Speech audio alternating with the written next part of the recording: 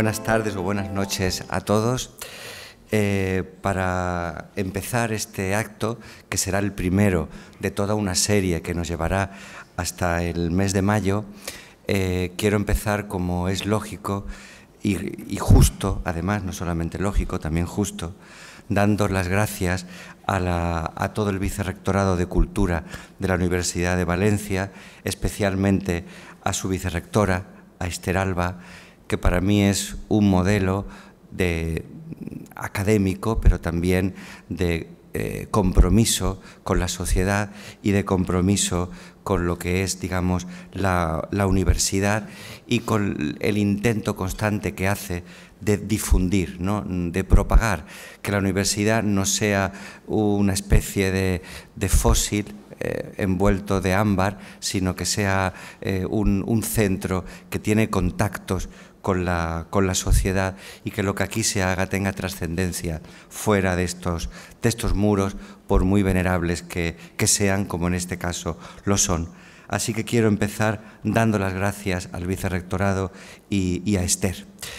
En segundo lugar, quiero comentar que este ciclo de conferencias, que nos llevarán hasta el mes de mayo, sin que haya conferencias en diciembre y en enero por el tema de las vacaciones, las organiza conjuntamente la Escuela de Pensamiento Juan Luis Vives con la Delegación de Valencia y Castellón de la Sociedad Española de Estudios Clásicos. Entonces, siendo la Sociedad Española de Estudios Clásicos como su propio nombre indica, una sociedad que tiene como objetivo la propagación del legado antiguo, tal vez pueda extrañar que iniciemos este ciclo de conferencias con la temática de la presente, ¿no?, centrada en lo que es la realidad de la mujer en el Magreb, en el mundo actual. Si lo hacemos así, es sencillamente porque, a nuestro juicio, y ya lo he dicho en otras ocasiones, el mundo clásico no es tanto un legado. A mí a veces se escucha hablar y decir que el mundo clásico es un legado, pero a mí la palabra legado o la palabra herencia me suena demasiado a muerto, ¿eh? Entonces, como si algo que estamos recibiendo. El mundo clásico es algo más que eso. El mundo clásico son un conjunto de estructuras mentales. Y esas estructuras mentales, como dije en un congreso que recientemente tuvimos en Villarreal, están presentes no solamente en lugares de cultura cristiana, sino también en lugares de cultura islámica, en lugares de cultura judía. Es decir, el Mediterráneo ha dado eso, ha sido un crisol que nos ha convertido a todos con nuestras diferencias, pero tenemos una serie de elementos que forma parte de lo que se dice en latín, de nuestra forma mentis, y esa forma mentis es realmente una forma de pensar, de concebir las cosas, que es realmente lo que creo que nos define culturalmente a todos los pueblos que compartimos las orillas del Mediterráneo. Y por eso es por lo que una sociedad de estudios clásicos va a organizar un ciclo de conferencias bajo el título global de El mundo clásico en la realidad occidental, un recorrido multidisciplinar. Ese es el marco genérico, digamos, el título del ciclo. Pero habrá comunicaciones de muy diverso orden.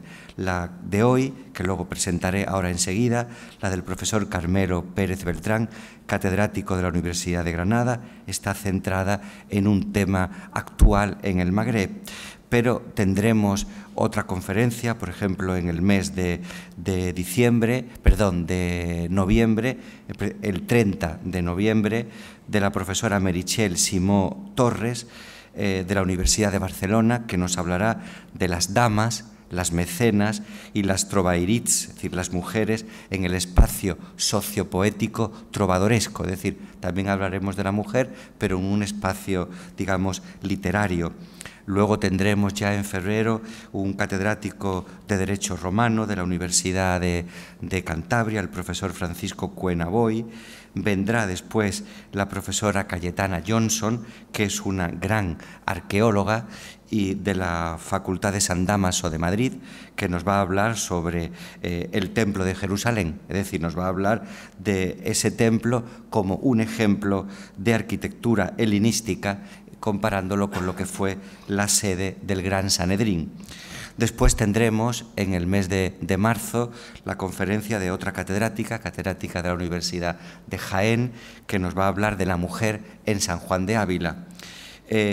Proseguiremos ya en el mes de abril con la conferencia del profesor Salvador Rufino, que nos va a hablar de la Universidad de León, catedrático de León, que va a hablar sobre la influencia del pensamiento político clásico, sobre todo del pensamiento aristotélico y también ciceroniano, en la actualidad, es decir, en el pensamiento político actual. Y luego ya yo mismo impartiré la conferencia de clausura en el mes de mayo, en el que hablaré sobre Luis Vives y la mujer.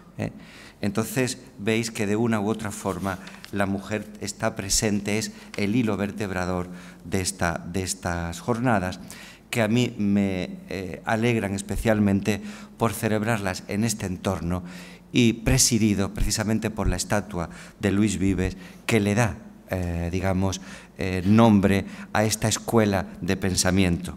Luis Vives ha sido considerado habitualmente como un gran pedagogo, como el padre de la psicología moderna, como muchas cosas, pero Luis Vives, creo que mirado y leído con finura, es sobre todo un filósofo de la historia, es sobre todo un gran pensador, es sobre todo un teórico también de la religión, ¿no? Entonces, esto que estoy explicando, y con esto casi acabo para presentar rápidamente al profesor que nos acompaña, es lo que va a vertebrar todas estas 6 conferencias que esperemos sirvan para que la sociedad valenciana se conciencie de que aquí, en este espacio, en este centro, y que esta sociedad, como es la Sociedad Española de Estudios Clásicos en Valencia y Castellón, pues que estamos empeñados en colaborar, en colaborar a difundir lo que son temas interesantes y temas definidores de la cultura occidental.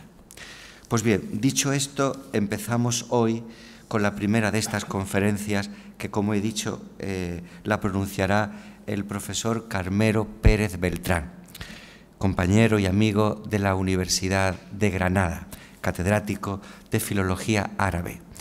Para mí es todo un honor, es todo un privilegio poder estar aquí sentado compartiendo esta mesa con una persona a la que no conozco hace mucho tiempo, pero por quien siento o con quien siento una gran afinidad, y esa sensación que se siente pocas veces en la vida de como si conociera a esa persona hace muchísimos años. Pues eso me pasa con él.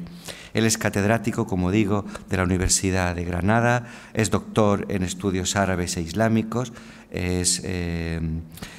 tiene ya 27 años de experiencia docente, en concreto desde 1996, y desarrolla su actividad investigadora dentro del Grupo de Investigación de Estudios Árabes Contemporáneos de la Universidad de Granada, de la que él mismo es coordinador. Es un prolífico autor, tiene en su haber más de 123 publicaciones que se articulan, como él mismo me explicó en su momento, se articulan en 3 grandes ejes. El primero de ellos es, digamos, las mujeres y el género, ¿no? Y todo eso centrado sobre todo en la situación específica de la sociedad argelina, ¿no? Ese sería el primer centro de su trabajo, que coincide con su tesis doctoral, que se tituló Situación sociopolítica de las mujeres argelinas, ¿no? Después ha ido ampliando su campo de estudio y hoy en día abarca otros países del Magreb, y ahí estudia, por ejemplo, pues aspectos que tienen que ver digamos, con el desarrollo legislativo que afecta a estos temas, también el de la mujer, pero otros como el analfabetismo, la sociedad rural, la propia violencia de género, la propia evolución política, etcétera. Y tiene un tercer ámbito de investigación que es más reciente, pero muy novedoso. Es un gran especialista que estudia qué fueron de aquellas primaveras, ¿no?, llamadas primaveras árabes, y realmente qué fue lo que las provocó y sobre todo qué consecuencias han tenido, porque todo esto además tiene, o qué cambios legislativos han podido provocar y qué influencia tiene, sobre todo también para las relaciones entre las diversas orillas del Mediterráneo, ¿no? El profesor Beltrán, además, es un asistente habitual a congresos de una gran enjundia y de una gran importancia, pero quiero acabar simplemente diciendo, como he dicho antes de la propia vicerrectora, es absolutamente consciente de que las aportaciones que hacemos desde la universidad tienen que ir más allá de la universidad, y esa ha sido una de sus tareas, digamos, la tarea de divulgar y de transferir el conocimiento a toda la sociedad, y lo ha hecho sobre todo gracias al marco que le proporcionaba la cátedra Emilio García Gómez, el famoso arabista de la propia Universidad de Granada, de la que es director ni más ni menos que desde el año 2004. Pues bien, sin extenderme más, le cedo la palabra al profesor Pérez Beltrán, porque aquí estamos todos sobre todo para escucharle a él, pero no quería dejar de hacer digamos, de enmarcar esta conferencia en el ciclo para invitaros a venir también a las siguientes, y sobre todo pues para que se vea claro la coherencia que tiene el ciclo. Sin más, profesor. Muchas gracias. Bueno, antes de empezar, yo quisiera agradecer, bueno, para mí es un placer estar aquí en este marco, y bueno, pues agradecer en primer lugar a las... No se oye. Agradecer en primer lugar a las instituciones que han permitido que yo esté aquí, pues principalmente a la Sociedad Española de Estudios Clásicos, a la Escuela Europea de Pensamiento Luis Vives y la Universidad de Valencia, y sobre todo pues al organizador de estas jornadas, al profesor Marco Antonio Coronel Ramos, que ciertamente nos conocemos desde hace poco tiempo, pero la verdad es que nos hemos convertido en grandes amigos, y bueno, porque yo espero que en el futuro pues sigamos igual. Muchísimas gracias, porque bueno, a pesar de ciertas circunstancias quizás pues que son mejorables, pues ha sido una atención exquisita hacia mí. Y yo creo que sin más voy a empezar un poco el tema, que no es un tema fácil en ninguna sociedad, tampoco en las sociedades árabes es fácil debatir sobre este tema, pero bueno, vamos a intentar acercarnos a ello. Bueno, como ustedes saben, las primaveras árabes, las revueltas de las primaveras árabes que se iniciaron en Túnez en diciembre del año 2010, provocaron importantes cambios políticos e institucionales, pero también provocaron importantes cambios legislativos de mayor o menor calado, dependiendo un poco del país, que por lo general han sido poco tratados. Sin embargo, yo soy de la opinión de que estudiar los cambios legislativos son de una gran importancia, porque la ley tiene como un valor ambivalente, ¿no? La ley, por un lado, puede funcionar como una guardiana del orden social y político establecido, es decir, provocando como cierto inmovilismo de la sociedad, pero también la ley puede actuar como promotora de cambios sociales y promotora del pensamiento, ¿no? Y provocando todo lo contrario, ¿no? Cambios democráticos e igualitarios. Si el estudio de la ley en general es importante, bajo mi punto de vista, el más importante aún es estudiar las leyes que tienen relación con los derechos fundamentales de las personas.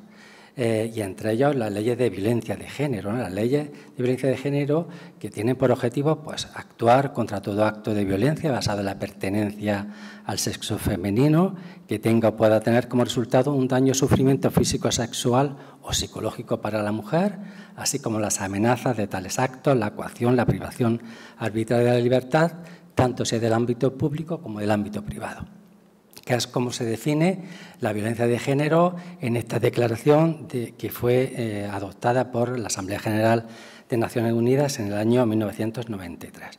Bueno, ¿cuándo se inicia en el Magreb concretamente el interés por la violencia de género? Pues se inicia en los últimos años del siglo XX, cuando pues, la violencia de género empieza a ser adoptada por las asociaciones de mujeres y de derechos humanos como uno de sus grandes caballos de batalla. Hasta esa época, hasta finales como digo, prácticamente finales del siglo XX, la mayor preocupación de las asociaciones de mujeres de todo el Magreb tenían por objetivo luchar contra los aspectos más discriminatorios de los códigos de familia o los códigos de estatuto personal. Ya saben ustedes, son esas leyes que rigen la vida privada de las personas, pues el matrimonio, el divorcio, la tutela de los hijos, la custodia de los hijos, las herencias, ¿no? Todo este tipo de cuestiones.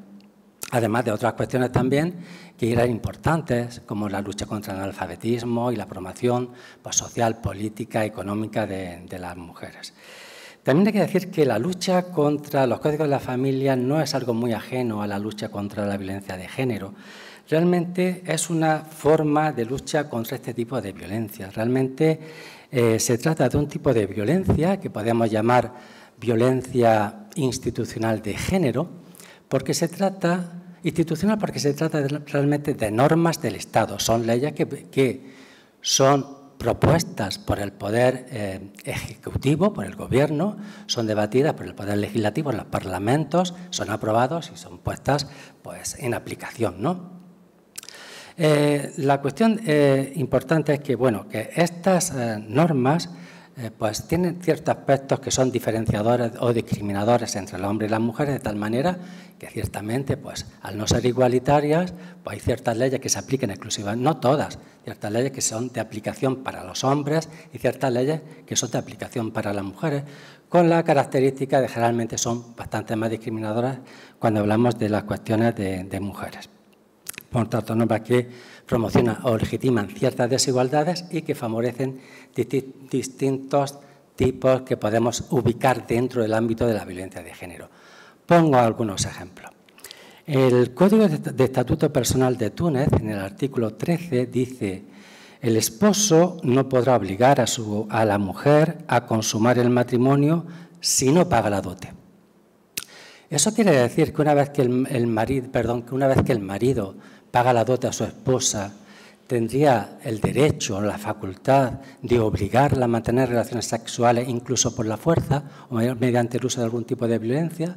Bueno, pues esto es una cosa que ahí quedaría un poco en el aire. Luego otras cuestiones, por ejemplo, en Marruecos hasta el año 2004 y en Argelia hasta el año 2005, los códigos incluían el deber de obediencia de la esposa a su marido, es decir, que la mujer obligatoriamente, digo hasta esa edad, hasta esa época, porque a partir de ahí no, pues obligatoriamente tenía que obedecer a su marido por ley. Esto significa que si la mujer, pues, por ejemplo, pues no obedecía al marido y salía y se matriculaba en la universidad o en el instituto, o trabajaba o salía a la calle, eso quiere decir que el marido o simplemente no quería, no deseaba mantener relaciones con su marido. Eso significa que el marido podría obligarla, utilizando incluso algún tipo de violencia por haber desobedecido, ¿no?, a su mandato. Y luego tenemos otras cuestiones u otros ejemplos dentro de esta ley que son discriminatorios, como por ejemplo la preponderancia del padre sobre la tutela de los hijos. O sea, realmente el padre es el tutor de los hijos. O ciertas circunstancias, por ejemplo, que arrebataban a la mujer el derecho de custodia hasta esa época, ¿no? Por ejemplo, en Argelia, la ley decía que si una mujer, hasta 2005, si una mujer trabajaba, pues se le podría quitar la custodia de los hijos porque se suponía que a lo mejor no tenía suficiente tiempo para dedicarlo al cuidado de los hijos. Y algo parecido ocurría en Marruecos, pero sí se cambiaba de domicilio distinto de donde vivía el marido. También es el motivo de cierta violencia el hecho de que en igualdad de parentesco pues el hombre reciba el doble que la mujer, ¿no?, en la herencia, o la prohibición de la mujer musulmana de casarse con un hombre que no sea musulmán. Bueno, como digo, esto fue parte de la lucha de las asociaciones de mujeres hasta los finales, bueno, prácticamente desde la independencia de los países hasta la actualidad. Solamente que a partir de finales de los años 90 empiezan a surgir asociaciones que específicamente tienen por objetivo luchar contra la violencia de género, y aquí aparecen algunos ejemplos concretos de estas asociaciones de Argelia, de Marruecos y de Túnez.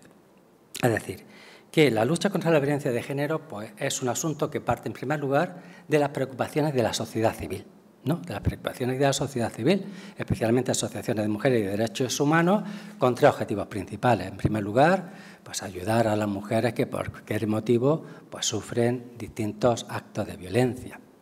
En segundo lugar, visibilizar y sensibilizar la violencia en la sociedad en su conjunto. Y en tercer lugar, influir también en los gobiernos, influir en la opinión pública, en la política, para poner en marcha medidas, ¿no?, para atajar estos problemas. La violencia de género es un problema social y personal, sobre todo personal, de muchas mujeres.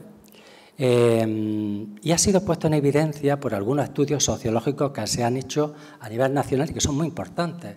Por ejemplo, en Marruecos, en el año 2012, se hizo esta encuesta nacional sobre la prevalencia de la violencia contra las mujeres, contra la mujer. Fue una encuesta que se hizo a 8.300 mujeres entre 18 y 65 años, con el objetivo de conocer cuál era la prevalencia de la violencia de género en Marruecos, cuáles eran los tipos de violencia que más prevalecían y cuáles eran las características de esas mujeres que sufrían violencia de género. Y los resultados fueron bastante demoledores, porque resulta que el 62,8% de esas mujeres encuestadas pues, afirmaban haber sufrido algún tipo de violencia a lo largo de su vida, especialmente de dos tipos. Violencia psicológica, es decir, actos que pretenden o bien humillar, aislar, dominar o tratar mal a la mujer, o atentado a la libertad. El atentado a la libertad sobre todo está relacionado con el control, es decir, el control de las mujeres, pues para, por ejemplo, la forma de vestirse, la forma de comportarse, la forma de maquillarse, las amistades que pueden tener y no, la elección de marido o de pareja, la utilización de métodos anticonceptivos, etcétera, etcétera. Bueno, y luego ya en una escala menor, pues otro tipo de violencia. Un poco más reciente en el tiempo, en el año 2019, se hizo en Marruecos otro informe sobre la violencia a las mujeres y a las niñas, de una muestra aún mayor, 12.000 mujeres, entre 15 y 74 años. Y se llegó más o menos a la conclusión de que una cada dos mujeres había sufrido algún tipo de violencia, lo cual daba lugar pues, a una tasa de prevalencia nacional del 57%, con la característica, además, de que cuanto más jóvenes eran las mujeres, como aparece en este recuadro, cuanto más jóvenes eran las mujeres, más posibilidad tenía de padecer algún tipo de este tipo de violencia de género. Eso en cuanto a Marruecos. En cuanto a Túnez, se hizo una encuesta muy similar en el año 2010 y se llegó pues, un poco a la conclusión de que el 47,6% declararon haber sufrido algún tipo de violencia a lo largo de su vida, sin que haya diferencia prácticamente entre el medio rural urbano, entre la formación académica y entre la ocupación profesional. Aunque ciertamente las mujeres que tenían como un perfil que habían sufrido más actos de violencia eran las mujeres del medio rural, las mujeres de una educación básica, bien analfabetas o bien de primaria, y las mujeres amas de casa. Luego, en el año 2016, también en Túnez se hizo otro informe muy interesante, porque en este caso era sobre la violencia en el espacio público, no en la familia, sino en el espacio público. En este caso, los índices de prevalencia fueron superiores porque declararon que el 53,5% de las mujeres encuestadas habían dicho que habían sufrido algún tipo de violencia en los últimos 4 años. Principalmente de 3 tipos: violencia psicológica, violencia sexual. La violencia psicológica en el ámbito público es sobre todo relacionada con ser perseguidas a pie, ser perseguida en moto o ser perseguida en coche, ser increpada, ser insultada. Violencia sexual sobre todo son cuestiones relacionadas con insinuaciones o gestos inapropiados, tocamientos no consentidos, etcétera. Y violencia física, que era sobre todo relacionada con el intento de arrebatarle algún objeto, de robarle, etcétera. En Argelia, la verdad es que yo sepa, no se ha hecho una encuesta a nivel nacional de las características que se han hecho en Túnez y Marruecos, pero sí que tenemos algunos datos que son más o menos reveladores. En este caso, no me voy a referir a resultados de encuesta, sino que me voy a referir a casos de violencia de género registrados por los servicios de seguridad, es decir, por la policía. Aunque hay que decir que estos datos hay que tratarlos con mucho cuidado, porque no está sistematizado la recogida de la información, generalmente en estos países. Y posiblemente los datos son aproximativos, pero posiblemente no reflejan la realidad en su conjunto. Además, son datos que solamente están referidos al medio urbano. ¿Por qué? Porque en el medio urbano es donde actúa la policía, no en el medio rural. Bueno, pues estos datos nos dicen más o menos que en el año 2008 fueron computados de 9.517 casos registrados de violencia de género. En el año 2015, 9.663 casos, de los cuales la mayor parte son violencia física y malos tratos. Y esto es también importante porque nos podemos decir ¿por qué? Pues porque resulta que exactamente es cuando la violencia es extrema, es decir, cuando las mujeres sufren violencia física sobre su cuerpo, es cuando las mujeres dan el paso y van a la policía a poner una denuncia, ¿vale? Pero posiblemente en otros casos de violencia psicológica, de violencia económica y otros tipos de violencia, pues quizás las mujeres, pues no las mujeres, sino la propia sociedad hace que las mujeres no decidan dar ese paso, ¿no? Comparativamente hablando con otros países de la zona, por ejemplo con Marruecos, pues hay datos que son diferentes, ¿no? Que son significativos. Por ejemplo, aquí están los datos de 2015 y 2020. Argelia está en azul y Marruecos están en naranja. Pues resulta que en el año 2015 se registraron 9.000 y pico casos en Argelia, 14.000 casos se registraron en Marruecos el año 2020, 9.000 casos en Argelia y 16.000 casos y pico en Marruecos. He puesto también a título significativo o comparativo los datos de España, según el Instituto Nacional de Estadística. Ven ustedes que los datos son muy, muy diferentes. ¿Eso significa que en España haya más violencia de género que en estos países? Pues no necesariamente, no necesariamente. Significa que muchas cosas, pues hay muchas lecturas que podemos sacar de esto. Una de las lecturas es que posiblemente la sociedad española, que lleva muchos años implicada en estas cuestiones, pues hay una mayor concienciación y las mujeres, muchas mujeres que sufren distintos tipos de violencia, pues denuncian, van a la policía y denuncian. Pero también está relacionada con la sistematización de la información, ¿no? Con la capacidad de recoger o recopilar de manera unificada y de manera coherente todos los datos de mujeres que ponen denuncias de algún tipo o de alguna forma. Bueno, la cuestión es que estos datos pues, pueden ser más o menos significativos de una realidad, pues que es mucho más dura y mucho más compleja de lo que quizás dicen los datos estadísticos. Una realidad en la cual sufren muchas mujeres, a veces de manera pues, anegada, silenciosa, de distintas formas de violencia. Y esto hay que añadir otra serie de cuestiones importantes. Por ejemplo, la estigmatización que en estas sociedades sufren las mujeres, porque en muchas ocasiones se hace recaer sobre las mujeres la responsabilidad, ¿no?, de la violencia que ellas mismas sufren, como si ellas fueran un poco las causantes de ese tipo de violencia. Luego, otra cosa importante, por ejemplo, la dependencia económica de las mujeres. En estos países, los porcentajes de mujeres en la vida en la vida activa, como trabajadoras, es bastante reducido y oscila más o menos entre el 17% de mujeres trabajadoras en Argelia y el 23% en Marruecos.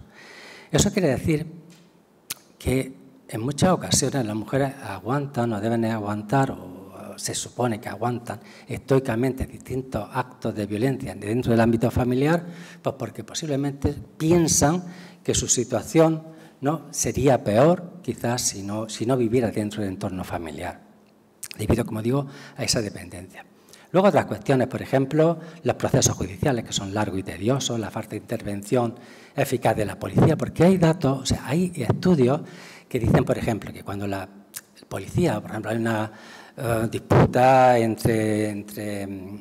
nivel conyugal y, bueno, la policía va a estos lugares, la policía a lo mejor no se dedica a registrar el caso, sino que se dedica a mediar para que haya una conciliación entre el esposo y la esposa vuelva a la vida conyugal, ¿no?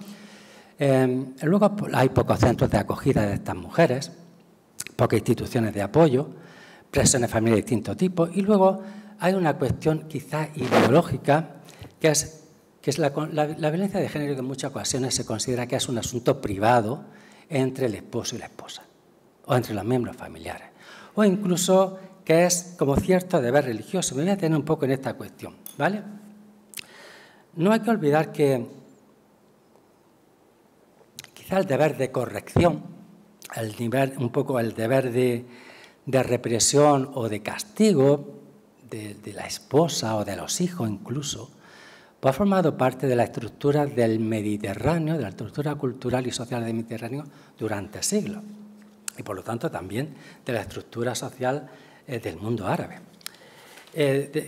Teniendo en consideración el mundo árabe, pues resulta que algunos actos, por ejemplo, que nosotros podíamos considerar como violencia de género, pues por buena parte o por una parte de las sociedades árabes, pues es considerado como una buena acción que entra dentro del concepto musulmán de la hisba, que es exactamente ordenar lo establecido y prohibir lo reprobable, es decir, ordenar el bien y prohibir el mal.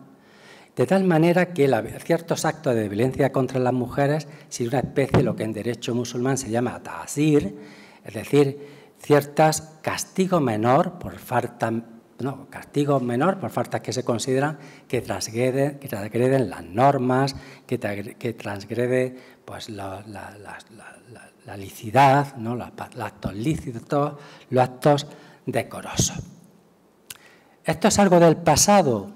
Pues no necesariamente. Hay algunos estudios sociológicos, como el que traigo a colación, de Abdesamad Dialmi, que es un sociólogo marroquí, que él hizo un estudio de campo utilizando la técnica del grupo focal a 82 hombres entre 15 y 43 años en distintas ciudades de Marruecos. Y llegó a algunos resultados que son curiosos. Pues resulta que para muchos de estos hombres abordar o increpar a una mujer en la calle porque considera que su forma de vestir no es adecuada, porque considera que su aspecto, su maquillaje no es adecuado, o porque considera que ríe a carcajadas o que habla demasiado alto, ¿no?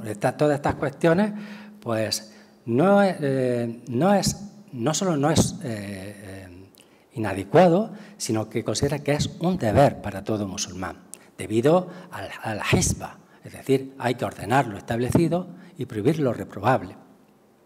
Otra cuestión, por ejemplo, abordar o increpar a una mujer, por ejemplo, a tu esposa, a tu hija, a tu hermana, porque sale mucho a la calle, porque va de manera inadecuada, porque frecuenta el café. Pues resulta que para estos hombres, gran parte de estos hombres, pues es un deber que debe tener todo musulmán. O, por ejemplo, usar cierta violencia contra la esposa, pues resulta que, según estos hombres, piensan pues, que puede evitar un mal mayor, por ejemplo, el divorcio, ¿no? Pues a lo mejor pues darle un tortazo a tu esposa, una aguantada, o un zarandear a la esposa, porque considera que esto a lo mejor evita, en su pensamiento, que esto evita que haya en el futuro un divorcio, ¿no? Que es todavía peor. En fin, son un tipo de pensamiento que, según textualmente pues, dijo uno de estos hombres, dice que se hace con la autorización de Dios, una autorización suprema que ningún ser humano tiene derecho a contradecir. Bueno, como hemos visto, la preocupación por la violencia de género es una cuestión que parte de la propia sociedad civil. No, pero lo importante es que esto va a tener repercusión a nivel político y los gobiernos van a empezar a partir, sobre todo del siglo XXI, primera década del siglo XXI, a adoptar ciertas estrategias, programas, políticas para luchar contra la violencia de género, y aquí tienen señaladas algunas de ellas.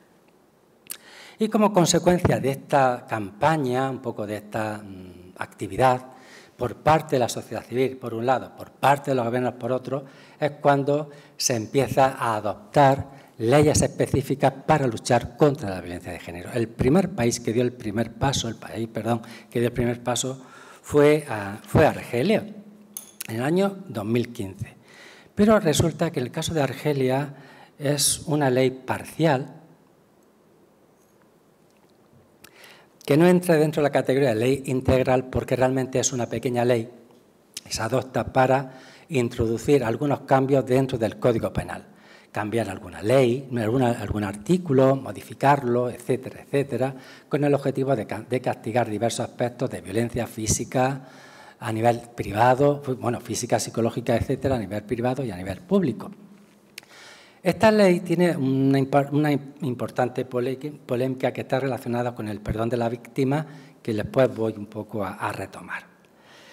Realmente el país abanderado en adoptar una ley integral sobre violencia de género fue Túnez en el año 2017. Esta ley que aparece ahí es una ley de 44 artículos para luchar contra la violencia de género, que tiene como objetivo establecer las medidas que garanticen la eliminación de cualquier forma de violencia contra la mujer, entendiendo por violencia contra la mujer toda agresión física, moral, sexual o económica contra la mujer basada en la discriminación por razón de sexo.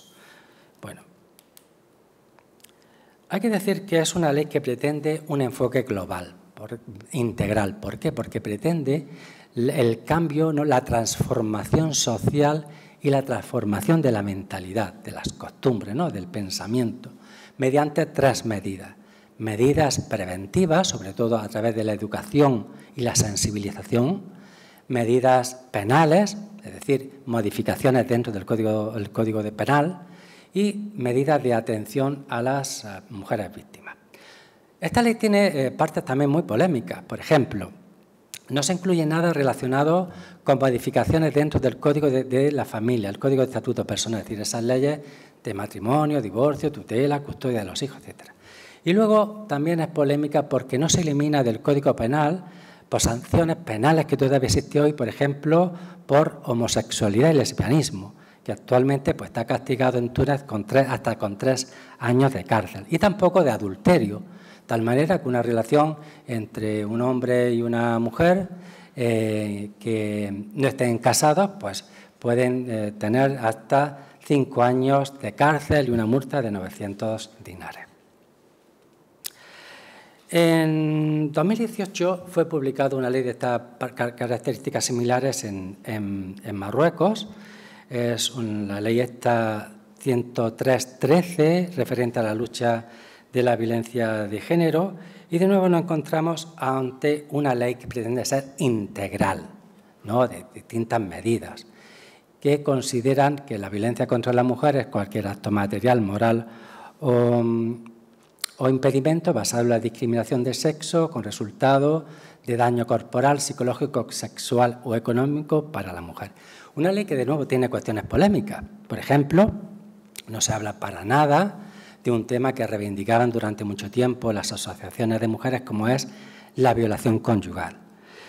No se dice nada de las medidas cautelares urgentes. ¿Esto qué es? Esto es importante porque, vamos a ver, en Marruecos, para que una mujer pueda imponer o demandar el establecimiento de medidas cautelares, es decir, por ejemplo, que el marido que la ha pegado o que ha cometido violencia se aleje de ella o que no pueda acudir a la casa, ¿no?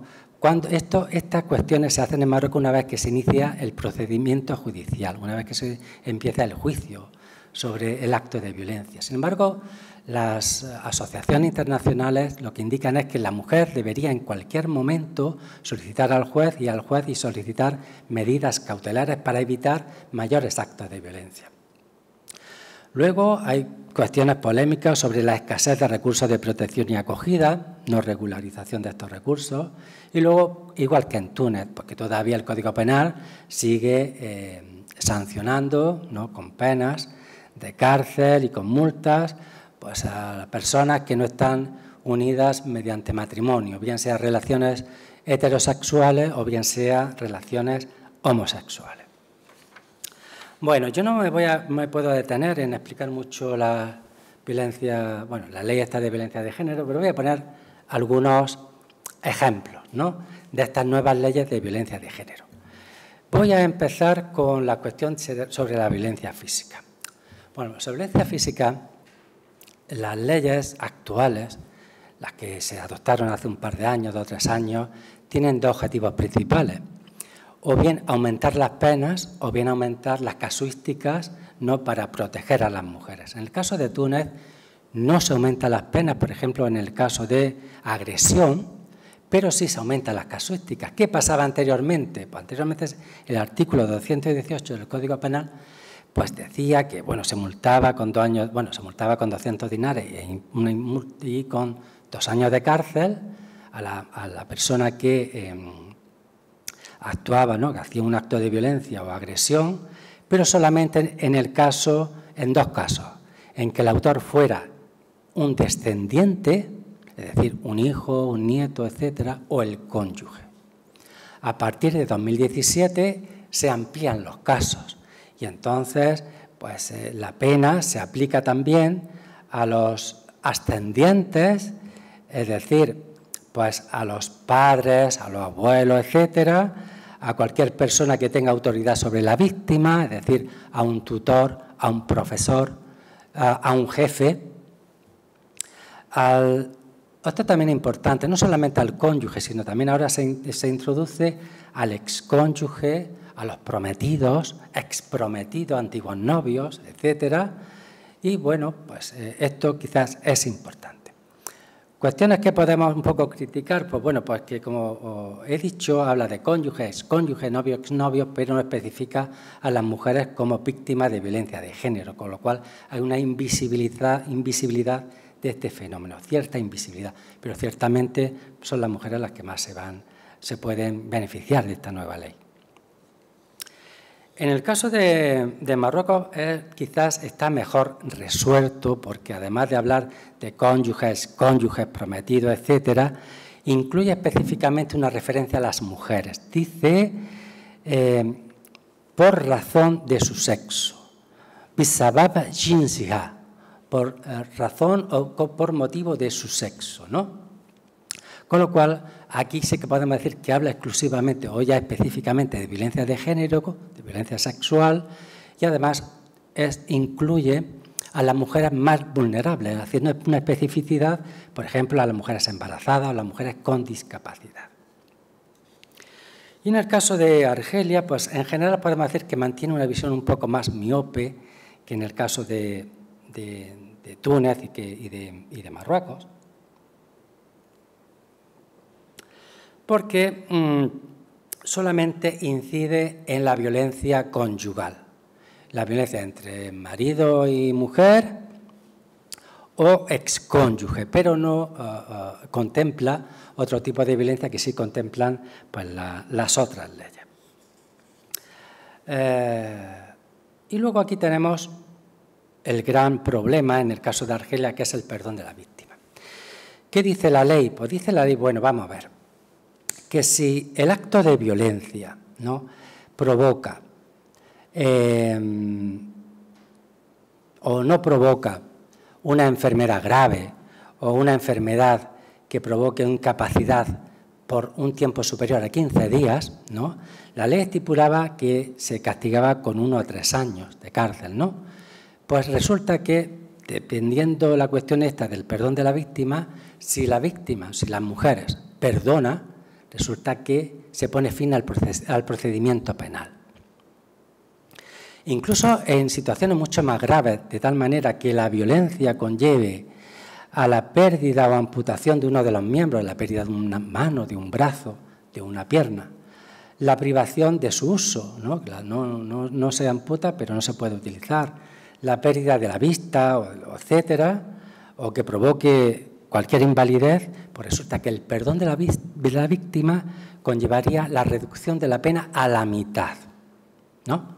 Claro, esto cuando fue adoptado, esta ley, las asociaciones a nivel interno y a nivel internacional pusieron el grito en el cielo. Claro, porque esto pues significa que el último beneficiario pues, es el agresor, ¿no? Y además esto implica que las mujeres pueden sufrir aún mayor violencia porque a nivel interno de su familia seguramente va a sufrir una gran presión, ¿no?, o acto incluso de violencia física, no sabemos, para que, bueno, pues que perdone a la víctima. Bueno, este es el gran problema que pasa en Argelia, que pasa también en otros artículos, ¿vale? Y en cuanto a Túnez, pasamos a otro tipo de violencia, que es la violencia psicológica, que esta también es interesante porque actualmente, hasta la actualidad, no estaba contemplada prácticamente en el Código Penal, ¿no? La ley tunecina es la que quizás es más avanzada en este aspecto, porque considera la violencia psicológica como un delito de agresión, ¿no? Un delito de agresión, haitidad, a la agresión, que aparece en azul ahí en esta diapositiva.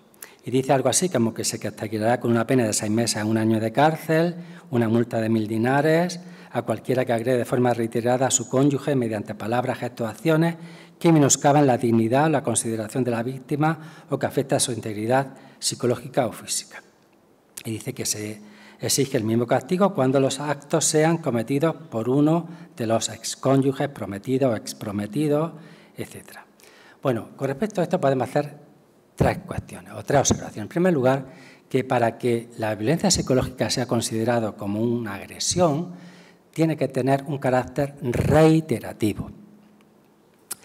En árabe, mukarrar, reiterativo. Quiere decir que la mujer debe sufrir de una manera reiterada pues, múltiples pues, acciones, ¿no?, efectos, pues, de insultos, de calumnias, etcétera, para que pueda ir a la policía o al servicio de seguridad y poner una denuncia. La segunda observación es la cuestión de la restricción al ámbito exclusivamente familiar. Es decir, habla de marido, de cónyuge, de excónyuge, pero no un tipo de violencia psicológica fuera del ámbito familiar. Y en tercer lugar, de nuevo, la invisibilidad de la violencia de género en cuanto a que las mujeres son las que lo sufren por el simple hecho de ser mujer. La norma argelina, pues, es un poco parecida a la de Túnez cuando habla de esta cuestión, porque también la circunscribe al ámbito conyugal, no especifica al sexo de la víctima y, bueno, pues sí que hay algunas cuestiones. Por ejemplo, en el caso de Argelia hay también una referencia particular a las mujeres con cierta vulnerabilidad, las mujeres embarazadas, discapacitadas, y en este caso dice la ley que no se puede alegar atenuantes, no se puede haber disminución de la pena. En el caso de Argelia son penas mayores que la ley tunecina. Se menciona, por ejemplo, en Argelia a los excónyuges, pero no se menciona a los novios, a los prometidos o exprometidos, que como si estaban en Túnez.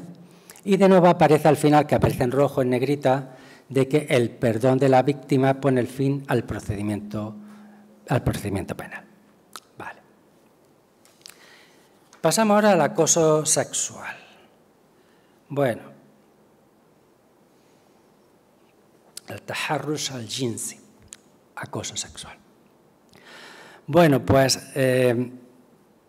la principal novedad relacionada con el acoso sexual es un aspecto que no estaba contemplado en el Código Penal, que es el acoso sexual en el espacio público y las nuevas formas de acoso que surgen con la tecnología, con el uso de los móviles, con el uso de las redes sociales, con el uso del Facebook, ¿no?, del Twitter, de todas estas cuestiones. En cuanto a Marruecos, la ley lo que hace es introducir un nuevo código, un nuevo artículo, que es este artículo que aparece en esta diapositiva, que considera como acoso sexual el hostigamiento, lo que se suele conocer como el stalking, el mudayaqa en árabe, el hostigamiento. Y diferencia dos casos, pues el hostigamiento en los sitios públicos, en otro tipo por hechos, por palabras, por gestos de carácter sexual o con fines sexuales, y luego la principal novedad, el punto 2, que es el acoso o el hostigamiento por mensajes escritos, telefónicos, electrónicos, grabaciones o imágenes de carácter sexual o con fines sexuales.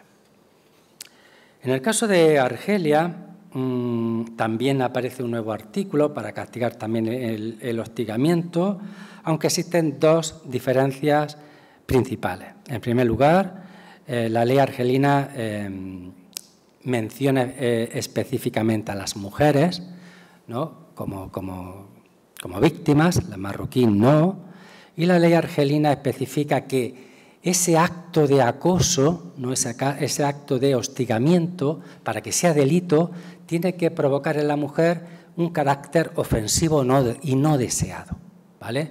No solamente tiene que la mujer considerar que es algo que no desea, no, que no es.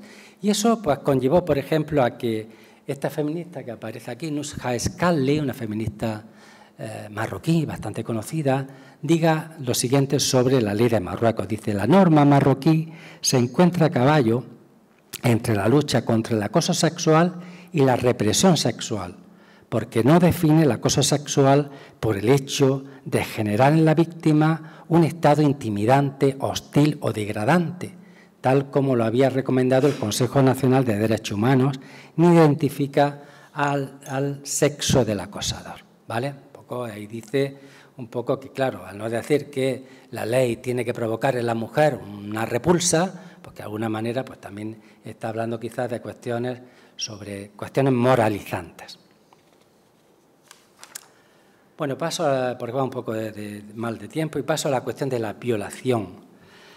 Bueno, realmente sobre la violación, el código de violencia de género que habla sobre este aspecto es solamente el código, la ley tunecina.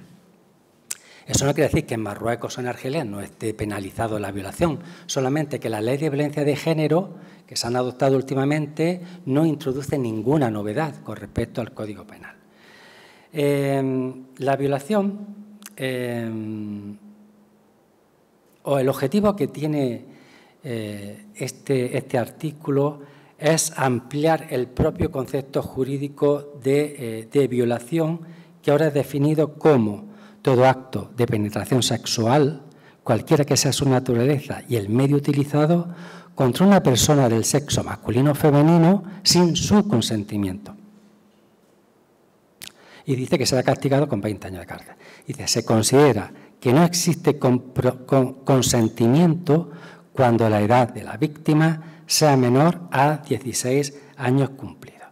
Bueno, aquí con respecto a esto podemos decir que la ley introduce tres novedades. En primer lugar, que unifica a las víctimas sin distinguir el sexo.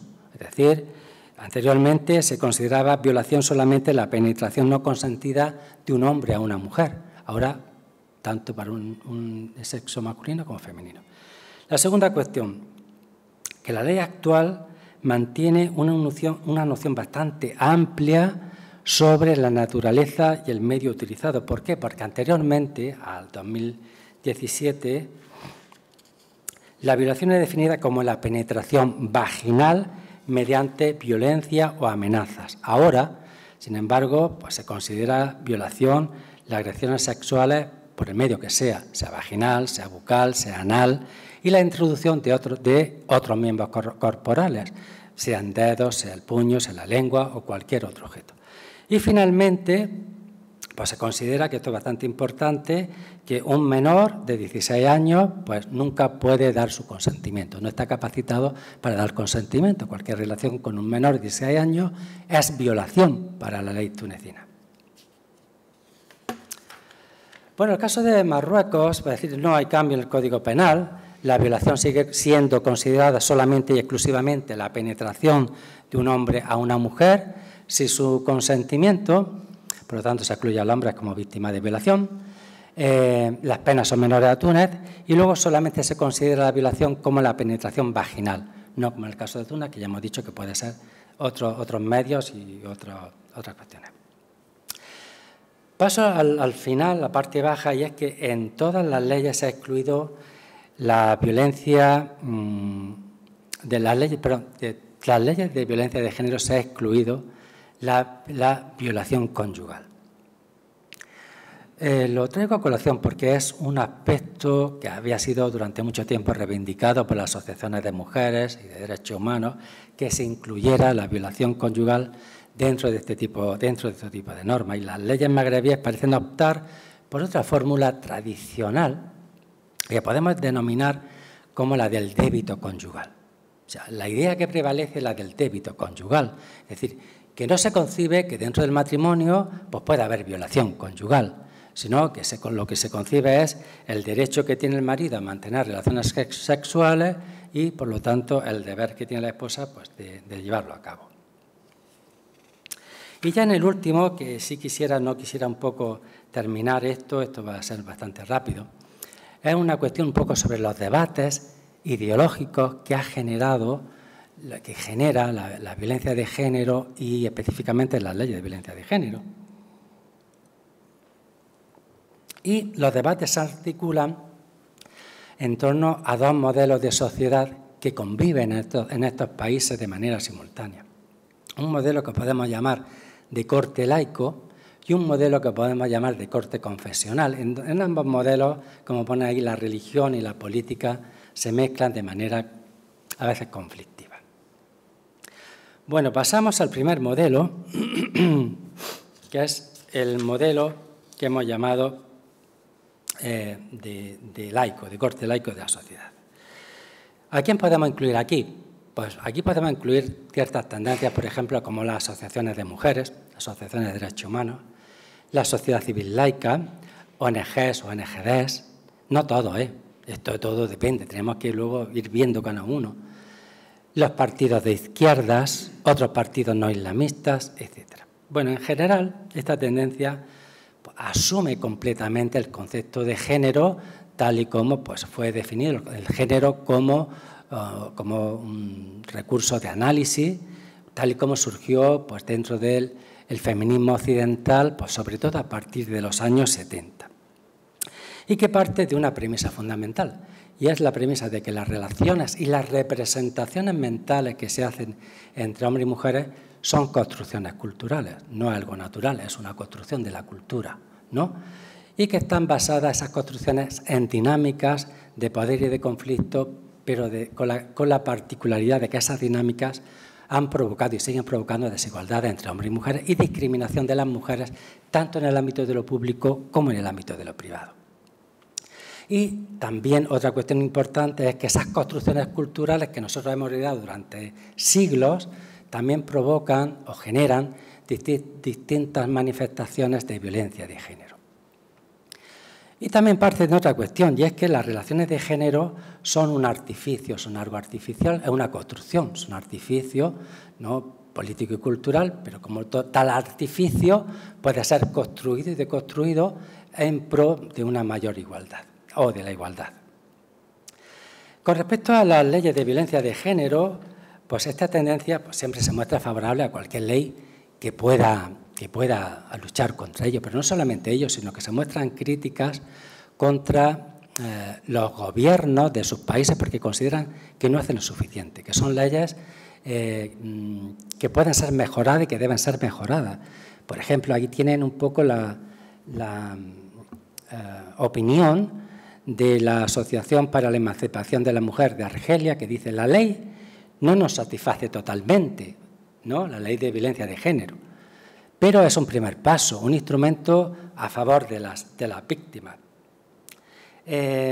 Luego, por ejemplo, tenemos aquí la opinión de la Asociación Rashda, Agrupación contra la Ogra.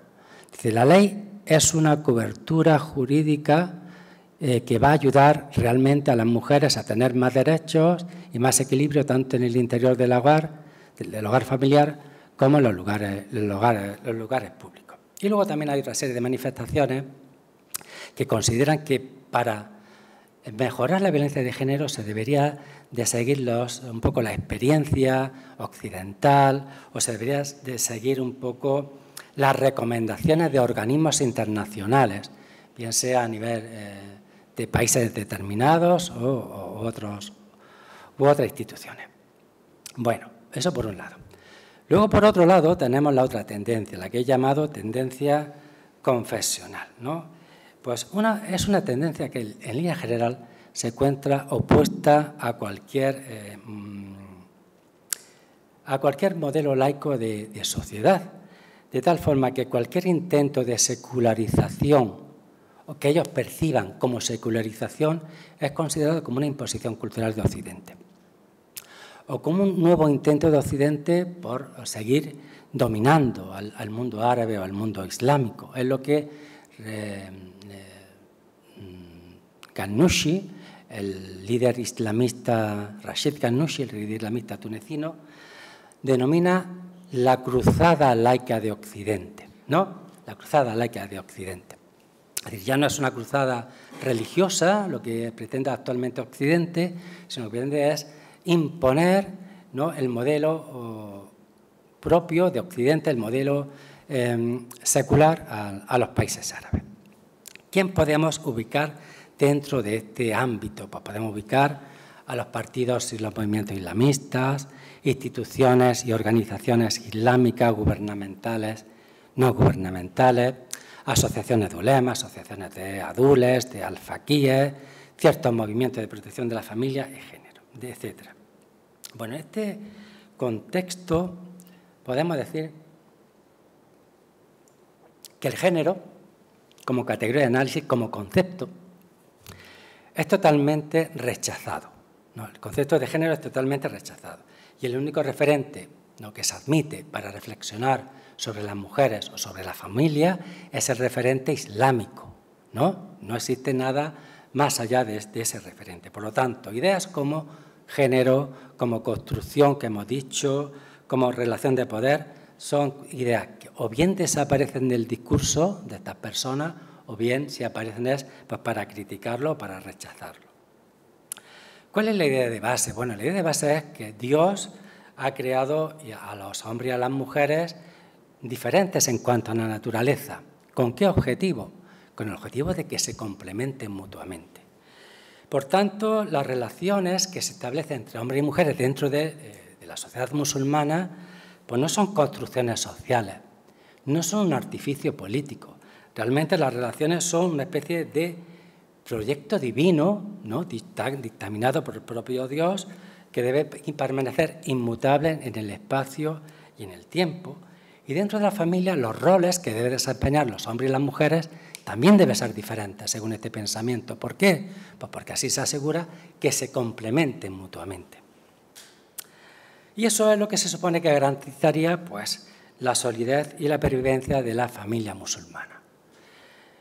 En cuanto a la violencia de género, a las leyes de violencia de género, ¿qué opina esta tendencia? Pues bueno, aquí podemos encontrar opiniones muy diversas. Yo he traído algunas, ¿no?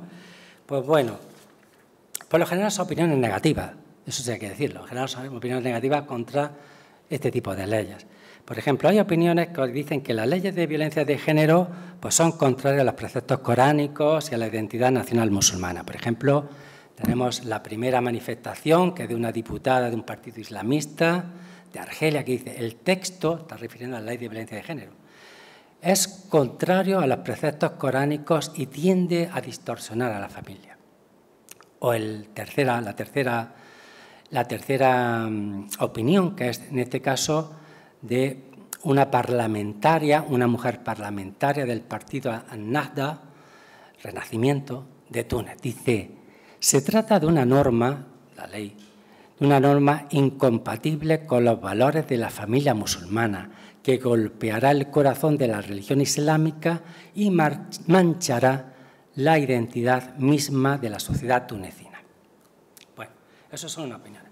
Otras opiniones dicen que las leyes de violencia van en contra de los hombres y son perjudiciales para la familia, o que esas leyes suponen una intromisión en el matrimonio, ¿no?, en la intimidad del matrimonio, o que promueven la infidelidad, que promueven las relaciones extraconyugales.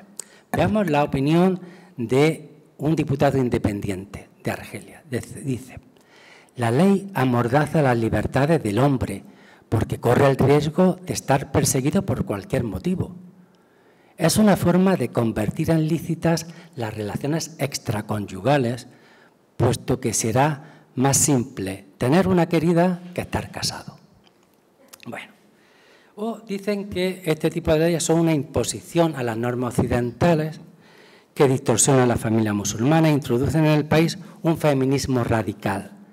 Vamos a la cuarta, exactamente es de un diputado del Movimiento Popular de Túnez. Dice: la ley podría instaurar un feminismo radical, destruir los pilares de la familia y legalizar la homosexualidad. Oh. Y bueno, luego otra serie de manifestaciones que lo que hacen es atacar directamente a las mujeres y consideran que son ellas o su actitud y su comportamiento las que son las culpables de que haya violencia. Veamos al último. Dice: el Frente de Justicia y Desarrollo, a la DALA de Argelia, partido islamista, el no usar el velo y la desnudez de las mujeres en lugares públicos. Desnudez realmente se está hablando de por una ropa que ellos consideran que no es adecuada, no es que vayan las mujeres desnudas por la calle, ni mucho menos, son la principal causa del acoso. Y ya con estas manifestaciones pues doy por terminada mi intervención, a no ser que queramos hacer algún tipo de debate. Muchas gracias.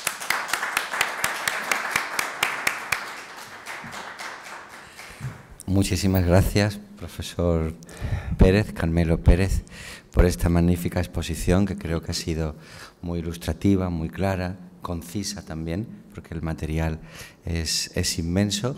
Y ahora, como en toda conferencia, abriremos un turno de palabra para que toda aquella persona que quiera preguntar, comentar o hacer cualquier referencia, pues está en su... Sí, gracias. Bueno, en primer lugar, muchas gracias. Voy a aprovechar, aunque el marco de tu conferencia ha sido el Magreb, no sé si en tus años de experiencia y de estudio has podido hacer una comparativa no solo entre las diferentes escuelas jurídicas islámicas, sino con otros países islámicos de fuera del Magreb. O sea, por ejemplo, pues Siria, Irán. Esto por un lado. Y por otro lado, ¿qué sucedió? Se ha planteado esa cuestión en la introducción. ¿Qué sucedió en las primaveras árabes?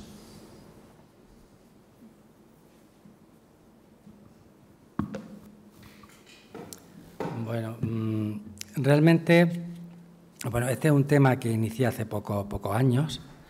Y la inicié, claro, estudiando el ámbito de estudio en el que llevo más tiempo, ¿no?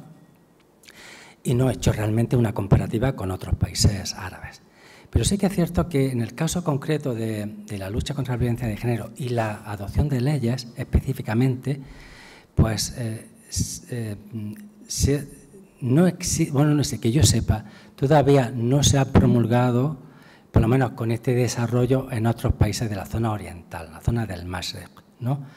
Posiblemente se hará, porque esto es una tendencia, como digo, que forma parte sobre todo de la dinámica de las asociaciones de mujeres, que también son importantes en la zona de Oriente. Por lo tanto, no he hecho esa comparativa, que sería muy interesante de poder hacerla. Y con respecto a qué pasó después de la primavera árabe, pues después de la primavera árabe, supongo que será en cuanto a este tema, porque claro, ha habido muchísimos cambios en todos los ámbitos. Pues realmente es cuando se toma mayor conciencia, ¿no? Aparece una mayor conciencia con la cuestión de la violencia de género. Y es cuando realmente la acción que ya había hecho la sociedad civil de manera aislada se traslada también al ámbito de lo público. Y se intenta hacer distintas formas de presión para que los Estados pongan en marcha distintas estrategias, distintas políticas. Y de hecho se logra que estas leyes sean adoptadas, porque claro, las leyes son leyes estatales, son leyes del Estado, son leyes que son propuestas por el Gobierno, debatidas en el Parlamento y que son publicadas en los boletines oficiales de cada país. Por lo tanto, hay una mayor preocupación. ¿La suficiente? Indudablemente no. Indudablemente hay mucho camino por recorrer. Ahora bien, no solamente en el mundo árabe, en las sociedades nuestras también, ¿vale? Porque, vamos a ver, voy a dar un dato quizás en la cual vemos que no hay tanta diferencia, que es el dato quizás más radical de la violencia, que son los asesinatos de mujeres por violencia de género. Bueno, pues los últimos datos del año, creo, de 2022, si no recuerdo mal, en Argelia fueron 38 casos de mujeres asesinadas por violencia de género. En España, 49.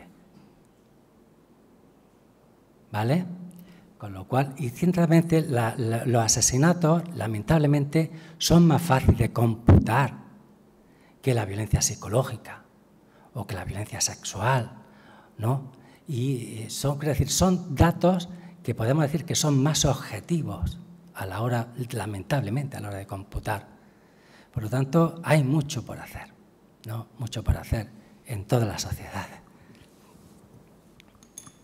Florence. ¿Ahora? ¿Sí? Vale. Me gustaría saber si usted piensa que hay un ligero camino hacia la mejoría, por lo menos en uno de los 3 países. Vamos a ver, yo pienso que sí. Pienso que sí. El mismo, la misma cuestión de que, que haya como una mayor concienciación sobre el tema. Es el que haya un mayor debate sobre el tema, ¿no? El que se hayan puesto en marcha una serie de medidas, nos está hablando de que ya no es un tabú como existía anteriormente, porque el problema era que la violencia de género era una especie de tabú, ¿no? Que solamente incumbía el espacio privado, es decir, pues hay problemas entre el esposo y la esposa, pues eso es de su ámbito privado, eso no es un ámbito político. Lo importante es que lo privado también es político, ¿no? Y en este caso se ha dado ese paso de que ha sobresaltado, ya se ha extralimitado de lo que es la frontera de lo privado y se ha transmitido al ámbito de lo público y de lo político. Y eso ya es significativo de que se abra una brecha, ¿no?, importante, de una mayor esperanza, ¿no?, de cara al futuro para luchar de una manera más clara sobre estas cuestiones, ¿no? Y luego también otra cosa importante, como cada vez van surgiendo más asociaciones de mujeres que tienen por objetivo exactamente solamente esta cuestión, ¿no? Porque antes las asociaciones de mujeres tenían como muchas brechas abiertas, ¿no? La cuestión de la ley de luchar contra las normas discriminatorias de los códigos de estatuto personal, la alfabetización, el formar mujeres líderes, ¿no?, lideresas, para que se presenten a las elecciones a nivel local o a nivel nacional, la lucha contra el analfabetismo, o sea, había como muchos frentes, ¿no? Y entonces empiezan a surgir asociaciones que solamente y exclusivamente tienen este ámbito de intervención, ¿no? Y eso pues también es una esperanza de que esto pueda promocionar mejoras.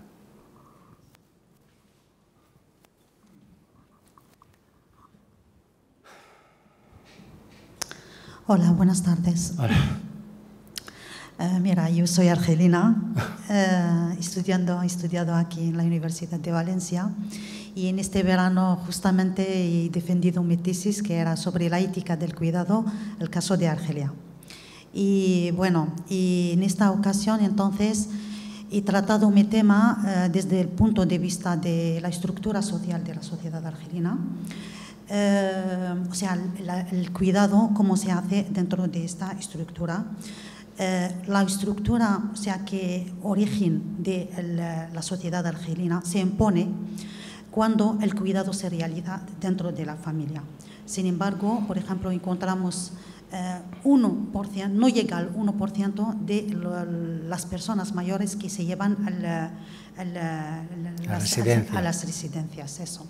Eso también lo que quiere decir que todavía hay esta estructura que es un conjunto de elementos que no tiene nada que ver con la sociedad occidental. Eso lo que yo creo que lo ha tratado bien, bueno, aparte Ibn Khaldun, a través de demostrar la composición de la familia, la asabía, la familia extendida en la tribu, cómo son redes familiares y todo lo que hace ese mapa de familias tan extendidas, luego se relacionan entre pueblos y todo a través del matrimonio. Lo que hace toda la sociedad es como una gran familia. Luego hay los elementos principales de, por ejemplo, si lo cogemos dentro de la tribu, por ejemplo, en el espacio rural, por ejemplo, hay Tajmah, que es un conjunto es un grupo de personas mayores, de sabios. Ahora actualmente son jóvenes, por ejemplo, y tienen antes, por ejemplo, porque hay que mencionar que cuando ha entrado el colonialismo francés ha puesto instituciones sociales que tienen una dimensión occidental, lo que hubo un choque y todo, pero lo que se destaca en la sociedad, por ejemplo, magrebí o argelina en particular, es la vuelta de estas instituciones orígenes de la sociedad de origen, como el tipo de educación judicial, por ejemplo, en el caso que hemos visto que la gente no denuncia, ¿entiendes? Sí. Es por eso, o sea que, por ejemplo, lo que hemos dicho en la tribu, por ejemplo, hay Tajmah, que es esas personas que ahora, por ejemplo, son intelectuales, son cabillas, sobre todo la zona que hacen mediadores para el musalaha, que es la conciliación. Sí. Cualquier tipo de, por ejemplo, de malentendido dentro de ¿cómo se llama?, de la tribu, entre las familias, sea se dice o no se dice, para conservar el honor y todo eso, entonces se conserva a veces los males entendidos. En este caso, entra estas personas, o por ejemplo, muchas veces el imam que viene, ¿me entiendes?, también para hacer esta conciliación. O sea que tiene un rol que es totalmente diferente de la sociedad occidental. Es cuando es la policía, es el tribunal, que es, ¿me entiendes? Sí. O sea que, entonces nosotros un poquito yo creo que la estructura social, o sea que la composición cultural y religiosa sobre todo de la sociedad, o sea que impide que esos actos llegan a esas instituciones, que sea un poquito como si fuera algo inmoral, que es muy así. Sí que hay, por ejemplo, casos donde se denuncian, pero en extremo, cuando llegan a lo que interpreta la reducción de las personas que denuncian y todo, porque todo eso se realiza de una manera dentro de ese contexto de mediador, o sea que, ¿entiendes? O sea, por ejemplo, en la entrevista unas entrevistas que he hecho, por ejemplo, yo, realizado en Argel, en Tipasa y en Biskra.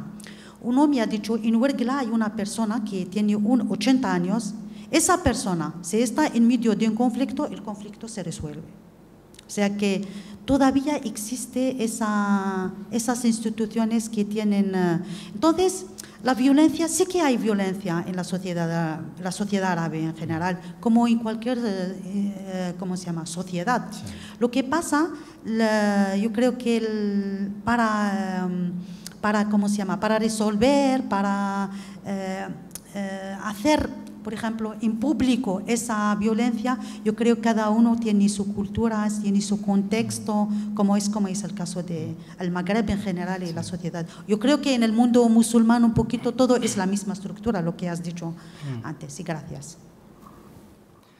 Bueno, sí, es cierto que existe como distintas estructuras de mediación. Eso serían cuestiones como de mediación. El problema que yo veo quizás es que en muchas ocasiones, no siempre, porque esto depende un poco de los casos, que en muchas ocasiones la mediación se convierte como en un intento de convencer a veces a las mujeres de que, bueno, de que a lo mejor es preferible aguantar que ciertos actos pues, de violencia, ¿no? De violencia puede ser pues, psicológica o física o insultos y tal y cual, antes que denunciarlo ante las autoridades o de poner fin, ¿no? Claro, depende un poco de la mediación en qué sentido se conciba, ¿no? Porque la mediación, claro, si es solamente para que la mujer de alguna manera pues siga aguantando situaciones de injusticia, quizás no es adecuada, no sería quizás la más adecuada. Pero bueno, que ciertamente que sí que existen ciertas estructuras de mediación. Bueno, también tenemos que estudiar quizás, hacer un estudio psicológico en el ámbito concreto de la violencia de género, qué es lo que presupone estas mediaciones. La futura tesis doctoral que tenemos pues, entre manos. Creo que hay dos palabras más pedidas. Sí, bueno, en primer lugar, gracias por la conferencia. Yo quisiera ser breve, si hay alguna palabra más, pero lo primero que se me ocurre es que todavía las mujeres no hemos conseguido la igualdad en el mundo, no simplemente en los países del Magreb, sino también en nuestro país. En muchos lugares todavía hoy hay una gran desigualdad. Los derechos son una batalla muy larga y ha costado mucho de conseguir algunos. Todavía nos falta por conseguir mucho más. En algunos países cuesta mucho más y, de hecho, hemos visto ahí como en los tres que usted nos ha mostrado hay diferencias. El caso de Túnez parece el más progresista, pero todavía no se ha conseguido todo. Y luego, la última diapositiva, cuando se leían las opiniones de partidos islamistas de los dos países, porque creo que de Marruecos no había, pues lo que ocurre muchas veces, que se pone el foco en la víctima en lugar de ponerlo en el victimario, que es el que está propiciando, normalizando, con el apoyo de la sociedad, toda la violencia hacia las mujeres. Con respecto al modelo laico, al modelo secular y al modelo religioso, lo que queda muy claro es que el laicismo, yo represento a una asociación, a Europa Laica, aquí a nivel del País Valenciano, nosotros defendemos la libertad de conciencia y que la religión sea siempre una cuestión personal. No estamos en contra de que alguien quiera practicar o profesar. Y todas estas declaraciones y estas prácticas de que la moral y eso no es bueno dentro de nuestra sociedad porque está alterando nuestros principios y demás, eso lo que quiere es imponer un dogma a todas las personas. Pues no, las personas tienen que ser libres para decidir lo que su conciencia les diga. Y los derechos son universales, no pueden ser distintos en unos países y en otros. Los derechos humanos de los cuales para nosotros son muy importantes para el laicismo, tienen un carácter universal y tienen que ser para todas las personas. Entonces yo quisiera pues ver algo de esperanza en que las cosas van a ir mejorando, porque vamos, lo último que hemos leído, ¿no?, de que finalmente si las mujeres visten de una determinada manera o no se ponen el velo, que el velo no es una prenda de vestir, es un símbolo religioso. Una prenda de vestir es diferente, se lo quita uno, se lo pone y tal. Quiero ver algo de esperanza, pero la verdad es que los derechos cuestan mucho de conseguir y en ese camino estamos. Gracias. Ernesto.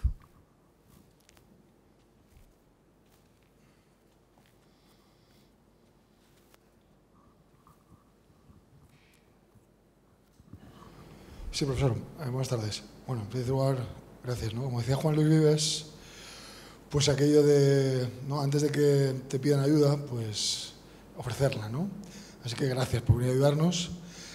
Porque la verdad que donde estamos, ¿no?, en este galimatías que estamos metidos tan tensionados, en las cuestiones de género y otras, ¿no?, de las humanidades en general, del humanismo, ¿no?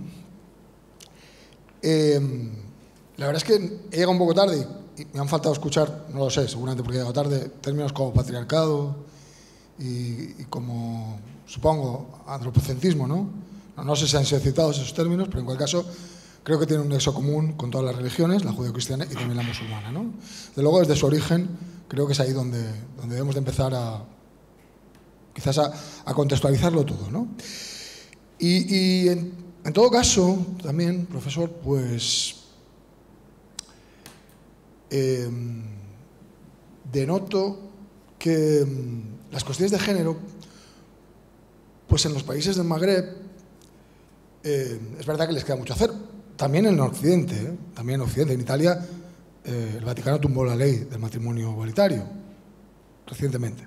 No ha sido en Italia, en Occidente, también tumbó la ley del matrimonio igualitario, que es una cuestión de género, y lo ha hecho el Vaticano con todas las de la ley, nunca mejor dicho. Y digo que en el Magreb pudiera parecer que hay unos aros de esperanza, pero me da que la religión musulmana, pues al final tiene también en común con el resto de las confesiones, pues una falta de sensibilidad muy grande, porque los registros están ahí. Los registros están ahí de las víctimas de género, en el caso de las mujeres, y de otras víctimas también de género, en el caso de las diversidades, todas. Y a la vez el tema de la procreación, por una parte, ¿no?, las teorías de la procreación y la liberación enfrentadas unas y otras allí, y con unas serias contradicciones como Marruecos, el propio monarca. Es conocido público, como era la alcaldesa de esta ciudad, era público y conocido, ¿no? Hay unas contradicciones muy grandes y unos enfrentamientos muy grandes entre las leyes, entre las teorías de la liberación y las de la procreación. ¿Y dónde quiero ir a parar? Yo creo que es una cuestión de principios y de valores, sin ninguna duda, y de ética y de humanismo, ¿no? Y decía la filósofa Clement, la francesa, que necesitamos detectores para reflejar el mundo y no estrategias para dividirlo, decía la feminista Catherine Clement, ¿no?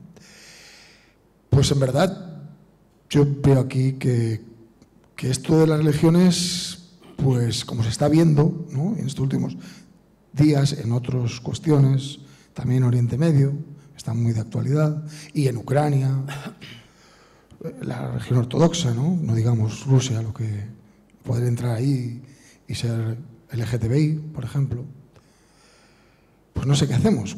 Si el diálogo y el entendimiento es la fórmula, pero también decía el antropólogo Jean Molary, y termino, que solo con el intercambio cultural una sociedad puede evolucionar. Gracias, profesor, esta tarde por ilustrarnos. Vale, bueno, mire, yo no he querido cargar las tintas contra ninguna cuestión religiosa ni contra el Islam, porque creo que el Islam no es culpable o no es menos culpable que cualquier otra creencia religiosa o política. Es decir, nosotros vivimos en una sociedad española donde la violencia de género es un problema endémico. Y no cargamos las tintas contra el catolicismo, porque nosotros, creo que en esta sociedad es católica, hombre, se dice cuestiones, es católica, o sea, a la hora de explicar la violencia de género no se utiliza la religión católica como el principal factor que hace que haya violencia de género. Pues tenemos que aplicar un poco la misma cuestión a sociedades, por ejemplo, musulmanas. El Islam no es para nada el primer factor o el factor determinante que haya violencia de género en estas cuestiones, porque es un factor estructural, forma parte de las estructuras sociales, principalmente. Y porque quizás lo que debe haber una mayor implicación política, ¿no? Considerarlo como un problema político de primer orden para poder luchar efectivamente contra esta lacra social, ¿no? Ya he dicho un poco comparativamente que hay más mujeres asesinadas en España que en Argelia. ¿Eso quiere decir que el catolicismo está más que el Islam? Pues yo no pienso, porque no creo en esos conceptos de poner en conflicto dos creencias religiosas, porque bueno, para mí pues, los mismos valores positivos que pueda tener el catolicismo, pues podemos encontrarlos en el Islam. Los mismos valores de derechos humanos que podemos encontrar en la cultura judio-cristiana los podemos encontrar también en el Islam. En fin, que yo creo que va por otros derroteros la lucha que debemos de hacer en este caso, contra la violencia de género. Bien, pues con esto damos por concluida esta primera sesión y fíjense ustedes si habría aquí materia para otras varias conferencias partiendo directamente de esta, ¿no? Es decir, sería interesante hablar cómo las leyes realmente inciden, cómo el ordenamiento jurídico va incidiendo en el cambio de percepción de la realidad. Habría que hablar mucho de si el pensamiento religioso tiene que ser exclusivamente privado o no, también habría que hablar de eso, porque forma parte, digamos, también de la cultura, entonces marginar, digamos, una parte de la cultura, también se podría hablar de eso. Es decir, hay tantísimas cuestiones que podríamos aquí, digamos, abrir a partir de ahora, que fíjense lo que dije al principio, lo que tenemos que hacer es encontrarnos una y otra vez más para seguir debatiendo, porque a lo que no hay que tener jamás miedo es al debate, ni al intercambio de opinión. Eso es realmente lo que nos hace humanos y eso es lo que hemos pretendido aquí y lo que pretenderemos también el día 30, si no me falla la memoria, del mes de noviembre, que ya oportunamente se comunicará y que esperemos que nos podamos encontrar otra vez aquí. Muchísimas gracias y muy buenas noches.